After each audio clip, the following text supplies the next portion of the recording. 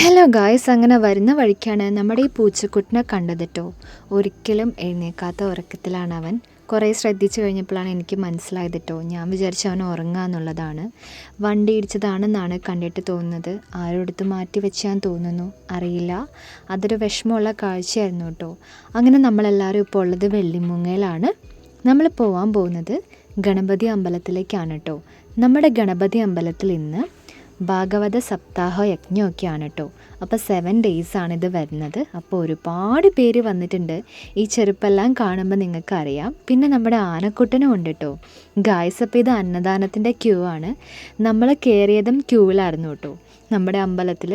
അപ്പോൾ ഇത്രയും വലിയ ക്യൂവിൽ നമ്മളിങ്ങനെ നിൽക്കുകയാണ്. ഇവിടെ നമ്മുടെ സപ്താഹത്തിന് ചെറുപ്പത്തിൽ എപ്പോഴോ വന്ന ഓർമ്മ മാത്രമാണ് എനിക്കുള്ളത്. പിന്നെ നമ്മൾ ഇപ്പോഴാണ് കേട്ടോ വരുന്നത്. ഈ 7 ഡേയ്സും അന്നദാനം ഉണ്ടായിരിക്കുന്നതാണ്. അപ്പം നമ്മൾ ഈ ക്യൂവിൽ ഇങ്ങനെ ഇവിടെ നിൽക്കുകയാണ്.